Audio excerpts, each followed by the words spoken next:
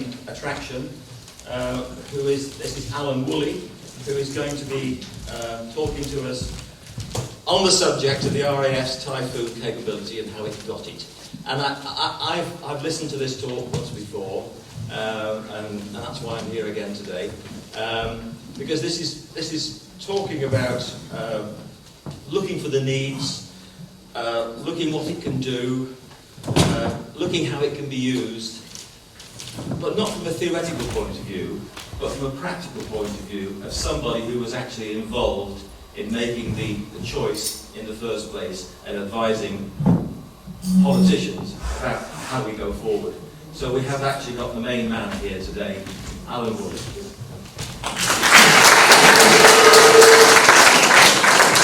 Well, thank you, Malcolm.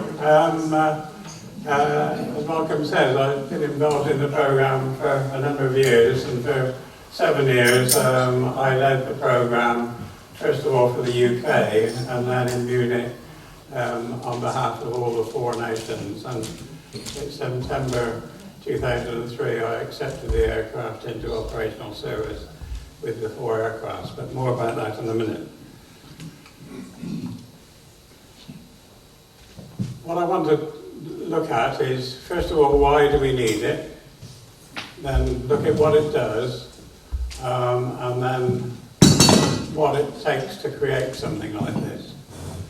So this is the Eurofighter Typhoon. The Germans obviously not too keen on calling it Typhoon, but, for fairly obvious reasons, but, and as already said, I'm here. So first of all then, why do we need it? Now, this is a picture of a Typhoon intercepting a Russian Bear reconnaissance aircraft. You can't see where it is, but this is actually off the Isles of Scilly, would you believe? And this is happening, well, now it's happening even more. And it's happening not only just off the Isles of Scilly, it's all around our coast. And what's happening is people are looking for holes in our defences and the like. Our defences now includes the Falklands. There's a squadron of Typhoon in the Falklands, and Estonia, Latvia and Poland, and also Typhoons operating from Cyprus, which are covering the Black Sea. And there was an incident just this week of this situation, because obviously the Black Sea with Crimea is disputed territory at the moment in terms of sea effects. The other thing that comes into this, of course, is since 9/11, what the pilots have actually had to get used to is the fact that sometime they may be asked to shoot down an unarmed civilian aircraft, or more usually it's to escort a suspect civilian aircraft to a corner of an RAF field where the issue on board can be resolved, and that happens quite frequently as well. So what does Typhoon bring to the party in this situation? In terms of performance, it's got a twin engines, each of 90 kilonewtons. Now, you're happy with that? Or it's 20,000 pounds of thrust. So Typhoon has got the same power as Concorde, if you can think of that. It's only 10 tons in weight, so think of that relationship. Maximum speed in excess of Mach 2, 1,500 miles an hour, a little bit more than that. So here to London in less than 5 minutes, providing they allow supersonic booms, of course, which of course on occasions is allowed, and you may have heard some. It's not built as a short takeoff aircraft, but because of its power, it does actually take off quite quickly, and you'll see that in a minute. I said it weighed 10 tons, but it can also carry its own weight in fuel and weapons. And that's very important in today's circumstances. It's very highly manoeuvrable, again, for its own protection. 9G forces. Now, an average fairground ride is 3G. The human body blacks out at 5G. So you can see immediately we've got a bit of a problem here. So the pilot is encased in what's called a G-suit, and the computer-controlled suit pressurizes his body in opposition to the G's that are being exerted on him, and hopefully keep him conscious. I mentioned the computers controlling the G-suit. There's actually 48 computers on board, supported by 2 million lines of software code. And obviously that element has been very significant in the development and, more importantly, in the acceptance testing of the aircraft. The idea being is that it's a single-seater aircraft, providing both a air defence and an air-to-ground capability, so it's genuinely a swing-rolled aircraft. So the computers take as much load off of the pilot as it can, and the pilot is only provided with the information he needs for that particular phase of the operation he's conducting, and the computers look after the rest. That's the theory, yeah. In terms of size, 53 feet, a little bit wider than this room. Height, 17 feet, yeah, okay. So it'll go in this room, so it's not that big. And as we said, it's 10 tons. Now, its primary role then is the air defence of the UK, which includes Estonia, the whole of the NATO borders, and the Falklands, and even more recently in Yemen, of course, and we'll talk a bit more about that in a minute. So in the air-to-air configuration, as you can see, it's equipped with a number of missile systems. There's the ASRAM, which is the short-range air-to-air missile, AMRAAM, which is the medium-range short-range missile, and BV-RAM. So you've had a fairly good clue. Anybody suggest what BV could be? It's beyond visual range. So basically what we're talking about is ASRAAM 20 miles, AMRAAM about 40 miles, and BV-RAM 60 miles. So in other words, over the horizon. You must have a fairly high confidence of who your enemy is when you're firing over the horizon.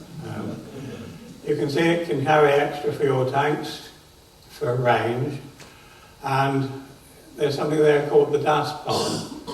Now that's a decoy pod which can be deployed if it's under attack, and it also has chaff and flare facilities which can be deployed again if it's under attack by missiles, and we'll see how that works in a minute. There's several other equipment sort of fitted there, but the thing that I want to point out there is the helmet, the Striker helmet. Traditionally with fighter aircraft, and you see it on all the films, is that if you want to shoot somebody down, you've got to point at him and get him in your crosshairs before you can shoot. With Typhoon, that is transferred into the helmet. So if you can see him anywhere in the sky, you can prosecute him, shoot at him. And if you think about that, that gives a fantastic advantage with this aircraft. So that was the air-to-air configuration. In the air-to-ground configuration, there's a lot more stores fitted to the 13 undercarriage hardpoints that Typhoon has. But you notice that it's still got the ASRAM and AMRAM there, because it may have to defend itself either going in or coming out. But what you've got there now is a range of different stores. In terms of lethality, if you like, the biggest is the Storm Shadow cruise missile. So this is a fire and forget missile, so you can pre-program it and let it go, and off it goes and persecutes the target without the pilot being further involved. Now, I say that because all the aircraft are linked in something called MIDS, which is a multi-information distribution system. So if you think about the AWACS, the eyes in the sky, and all the information coming from intelligence sources, that's all fed into the same system to give targeting information for something like the Storm Shadow. Next is the Paveway 3, the laser designated bomb. So in order to make that work, you've got to have a laser designating pod on the aircraft, which paints the target, and the bomb flies down the laser path to the target. Now, these days, one is talking about low collateral damage. So the targeting is very precise. And so you're talking about with Storm Shadow, it's 3 meters. With the laser bomb, it's 1 meter. So, as I say, in terms of collateral damage, that's very important. You've also got some carriers there which takes the brimstone guided bomb, and that's an anti-tank bomb. And each one of the 4 undercarriage platforms that it can hang from can take 3. So in other words, it can carry 12 maximum. So 2 Typhoons can take out a column of 24 tanks, if you can think about that. And the effectiveness of that missile is 98%. So, you'll see there at the bottom as well, alarm. There's another missile, which is an anti-radiation missile. So if you're going across hostile territory, it gives you the option of taking out the enemy radar on the way in, which obviously, again, is a major advantage. But bearing in mind that you might have to fight your way out, it's also got the missile systems there. So that's what it carries in order to pursue its objectives. We can now have a look at what happens in practice.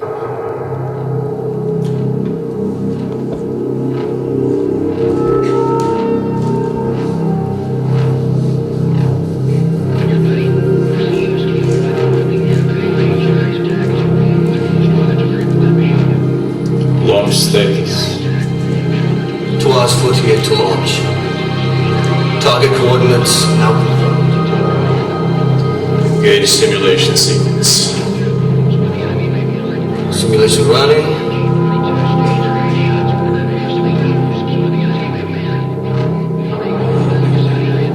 Time to target 13 minutes.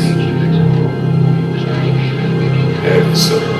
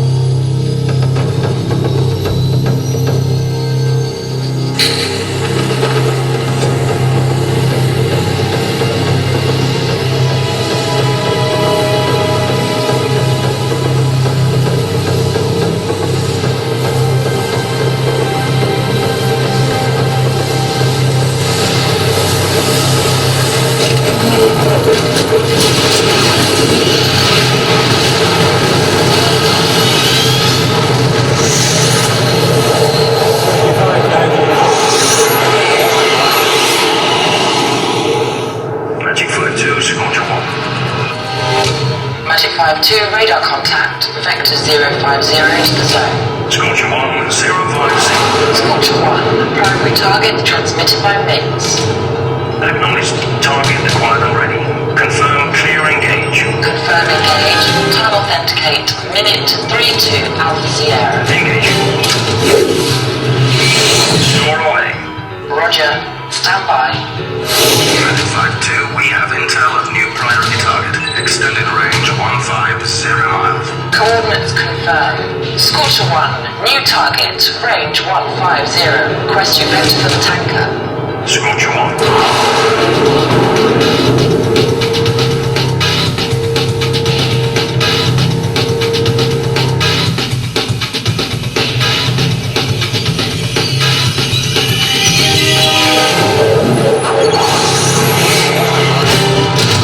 Incoming missile.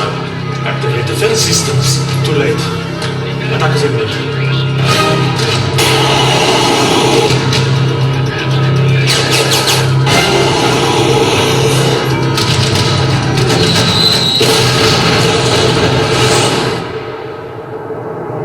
Scorcher 1, primary target has been destroyed. Be advised you have 5 miles to run for crossing hostile. Acknowledged. Departing lower level.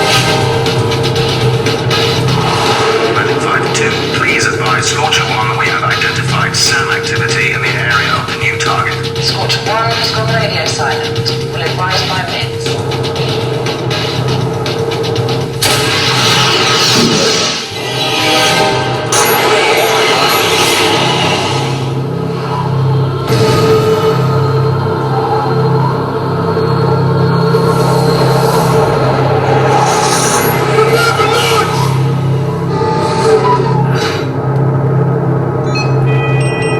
They have him locked.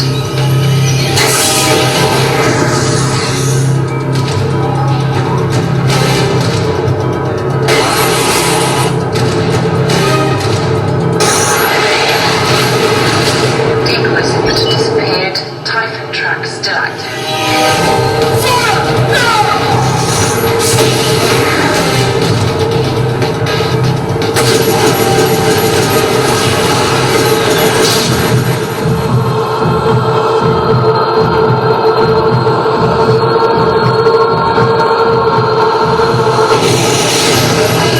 SAM trashed. He's back on track. Scorcher 1 is inbound on the target. Range 5 miles.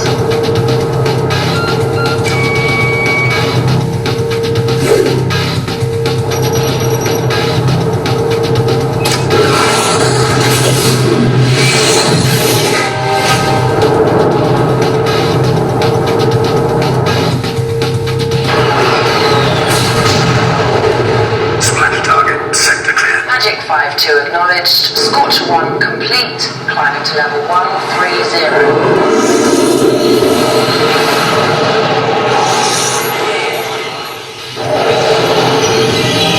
Scorcher 1 has a bogey. Hostile. Looks like an ST-35.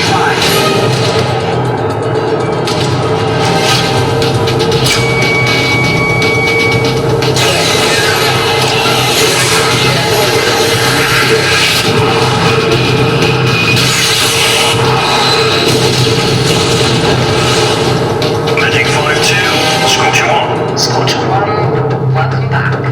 Climb to 150 and initiate status download. Scorcher 1, download complete. Returning to base.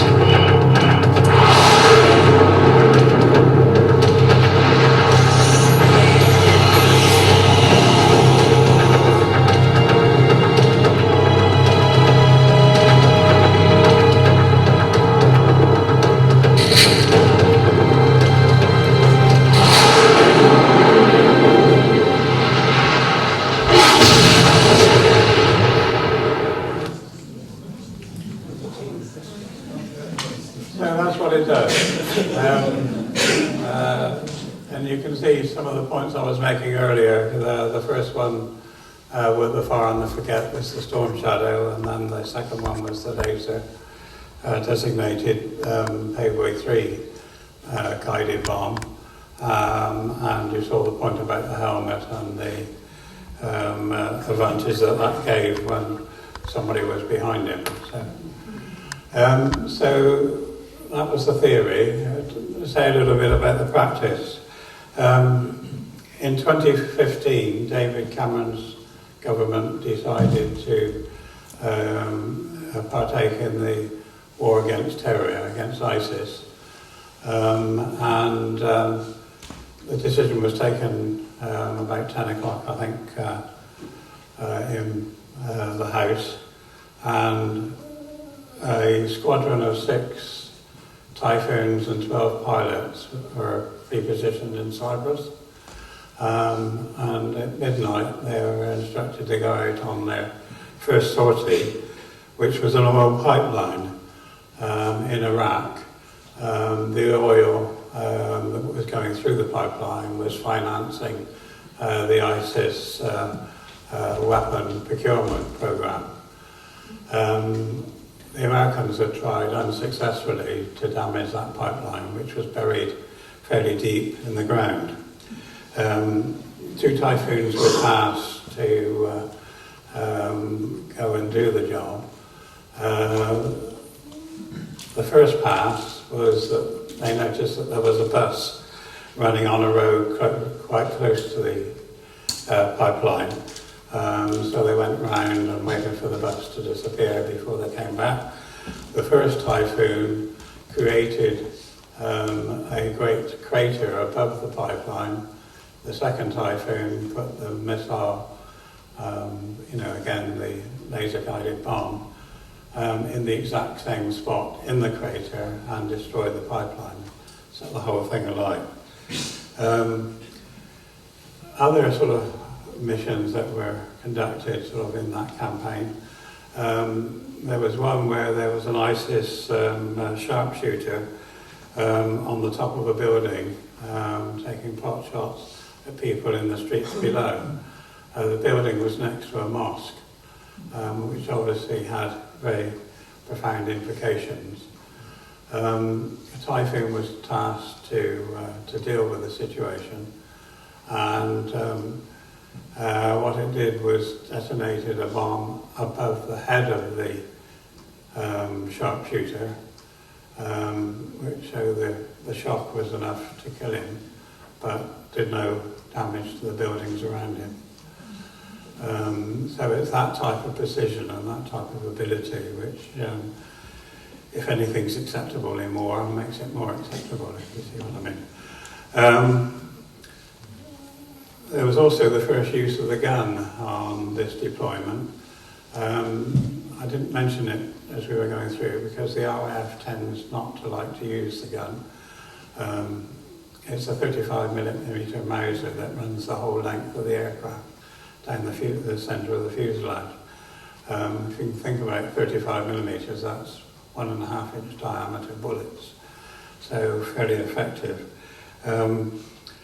When it was used, first of all, in 2015, there was a UK patrol being ambushed by some ISIS rebels, and Typhoon was asked to go and assist.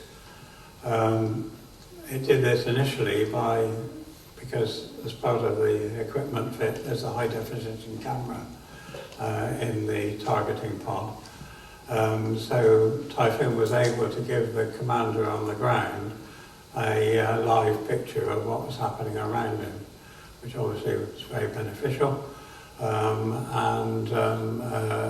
gun was used to strafe a line of ISIS rebels coming to the party. That deployment was 5 months. In that 5 months, there were 300 operational strikes with very little collateral damage. But when you think of it, so you've got 6 planes, 12 pilots operating continuously 24 hours a day, 2 during the day, 2 in the night for 5 months. So that means it's very reliable, very easy to maintain. In fact, it's so easy to maintain that you can even buy a Haynes manual to do it yourself.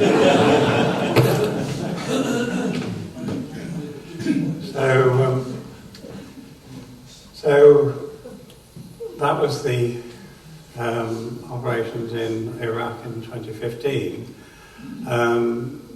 You'll probably remember that back at the beginning of the year, everybody was having great difficulty with Houthi rebels in Yemen taking out ships in the Gulf of Hormuz. And Typhoon, in association with the US, operating from Cyprus, managed to eliminate the capability, and you don't hear any problem about it now. So that's the type of thing that's situated. So that's what it is, that's what it does. So it's there for our defence and to persecute government policy if and when necessary. So what does it take to generate something like this? I mentioned that it's a multinational programme, so it was ourselves, the Germans, the Italians and the Spanish, in that order. Young lady in the front here has some experience of that.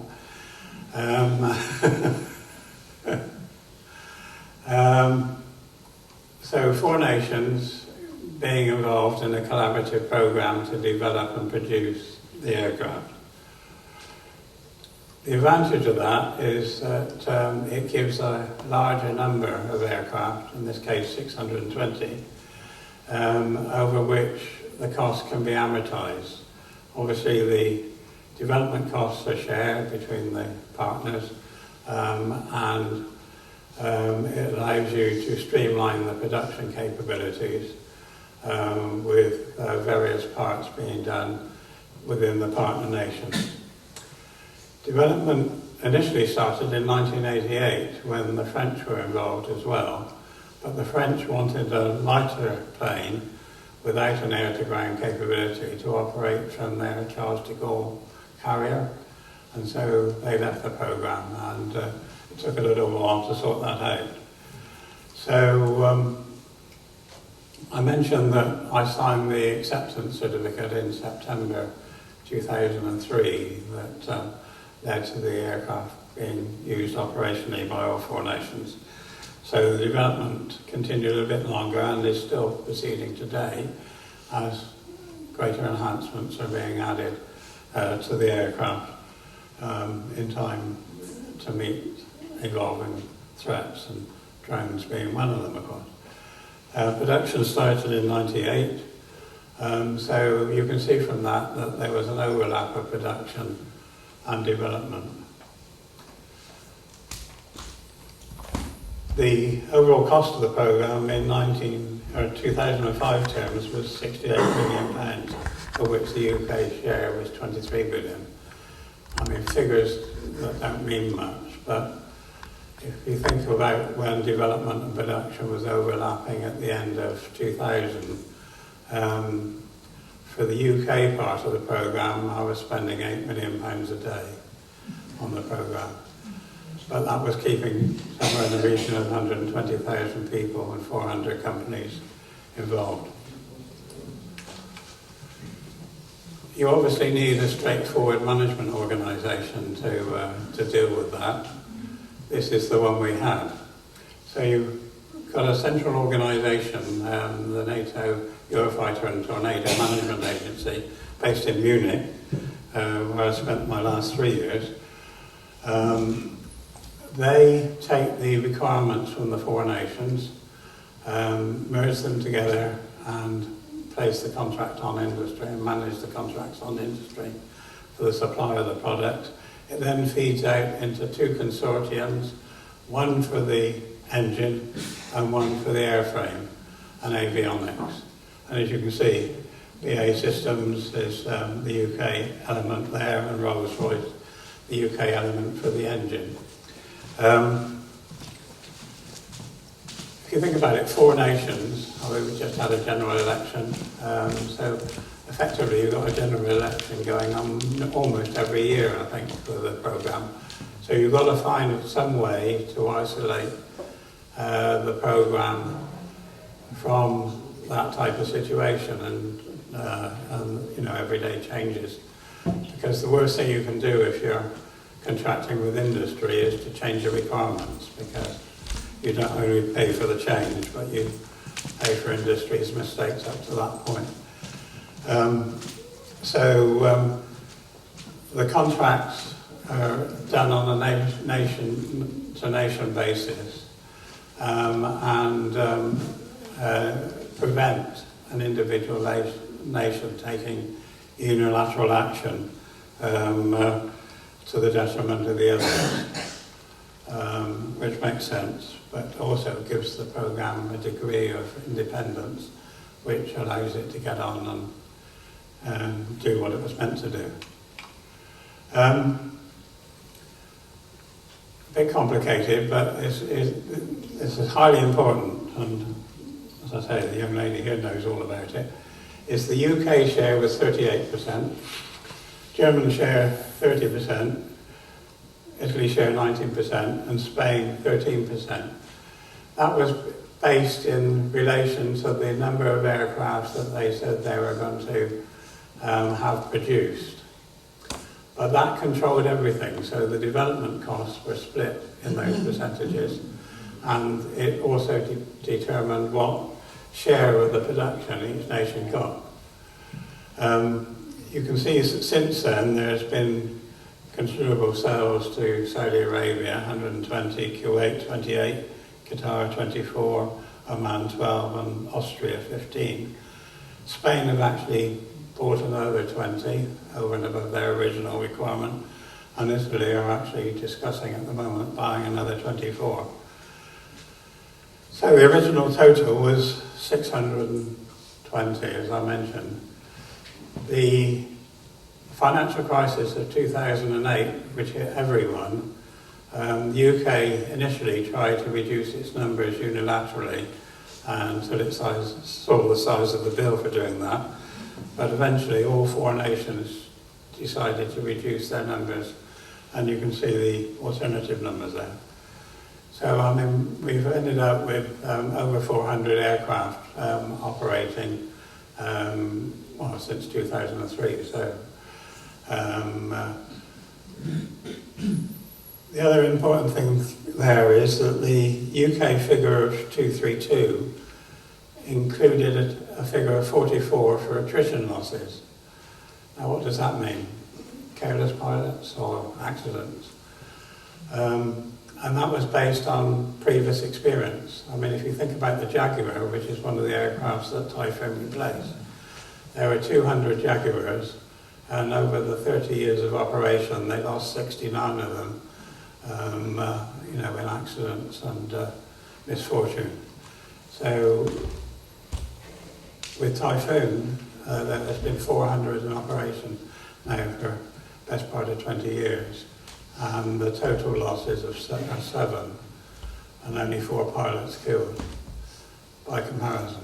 So again, goes back to the power of the computers assisting the pilots in keeping themselves and the aircraft safe. This is how the production split down. So just as to illustrate, all of the left wings come from Italy, all of the right wings come from Spain. UK does most of the front end and the electronics. Germany does most of the heavy metal bits in the middle, and they share the back end, and the engines, again, had a similar arrangement, but Rolls-Royce was the dominant feature. And Rolls-Royce actually set up an engine facility in Spain. And there was something slightly different with Spain, because although in the other 3 nations it was the Defence Department that was paying the bill, in Spain it was the equivalent of Department of Trade of Industry, because what Spain was also trying to do was to create an aircraft industry on the back of this program. The other thing that comes out of that, of course, is that with all the left wings coming from Italy and all the right wings coming from Spain, the supply chain issues had to be resolved, and the interoperability issues had to be resolved to make sure that A, they fitted, and B, they were there on time. And the development of the system to bring that into place had tremendous spin-offs into Airbus, to the degree that more recently Airbus has been outselling Boeing in the commercial aircraft market, based on the technology and the ways of working that evolved from this program. Timeframes, as you can see, it's spread out with the entry into service in 2003. It was scheduled for June 2002, but when you think about the size of the program, September 2003 was not that bad, and the fact that you had the 2008 restructuring as well in the... Sorry, that was later, wasn't it? Yeah, okay. And as we said, the in-service phase is scheduled, so it's got an in-service life of 45 years. The engines only need to be given a major overhaul every 25 years. Again, you know, all part of the design intent. I should have mentioned as well, when we were talking about operations in Iraq, as you can picture, the situation was very congested. One advantage that Typhoon has is its maximum ceiling is 60,000 feet. So Typhoon was able to come and go at 50,000 feet in free air with nobody else around it. So again, a major advantage in that type of situation. So, thinking about that entry into service,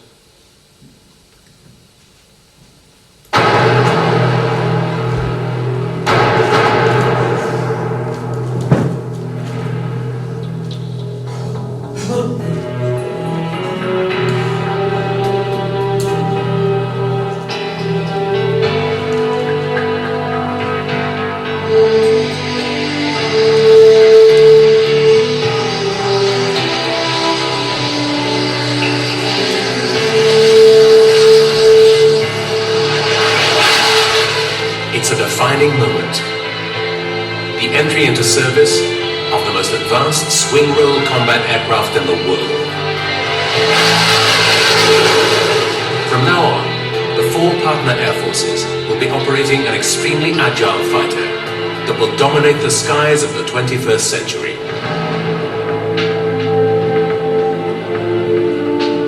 A single-seat, twin-engined aircraft with optimum performance in both close combat and beyond visual range, as well as significant ground attack capability.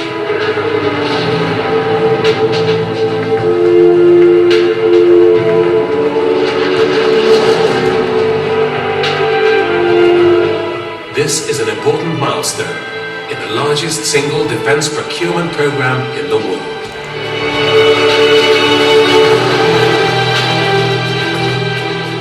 The fruition of the many years of development work by the 4 leading European aerospace companies who make up the Eurofighter Consortium: Alenia Aeronautica, BAE Systems, EADS Deutschland, and EADS CASA.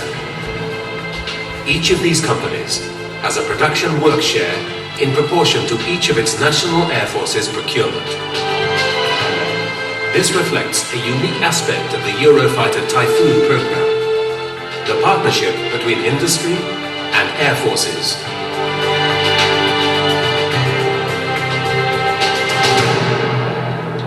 The entry of Eurofighter Typhoon into operational service is, however, only the beginning.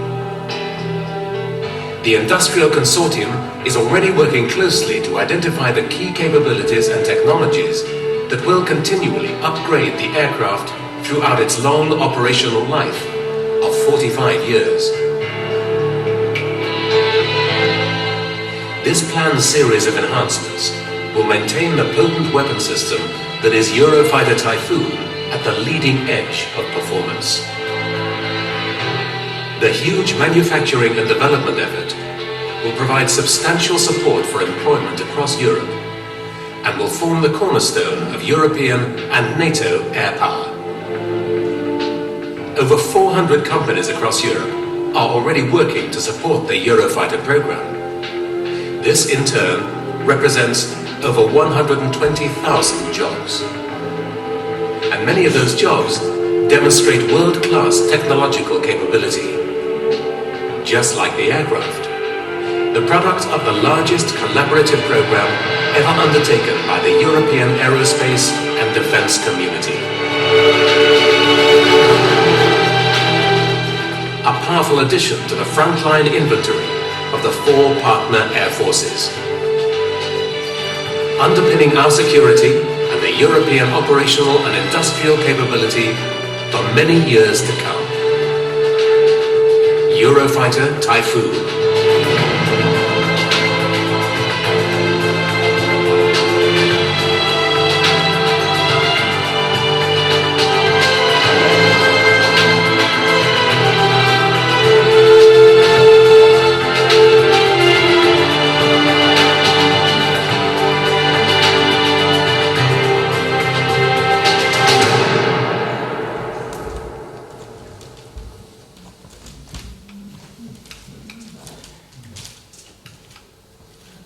Right. Just to summarise then,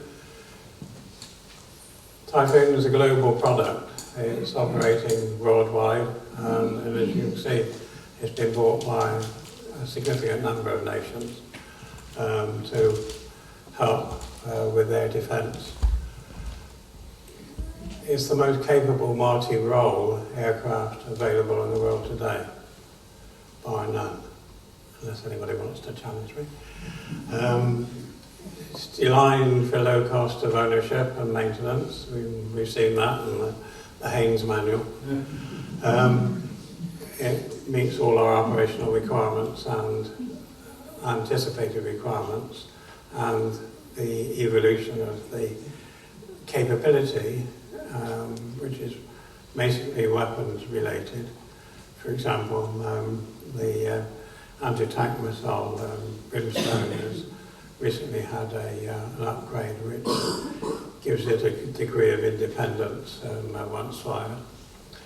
And as we've seen, it's brought new processes and capabilities to the European aerospace industry and defence industry that's allowed UK or European aerospace industries to pace some American ones for the first time ever. And it's brought an industrial partnership across Europe and an operational partnership which has helped strengthen NATO, and as we can see at the moment, that's something that's highly necessary, and particularly with the expanding the NATO boundaries. Just to finish off, this is nice.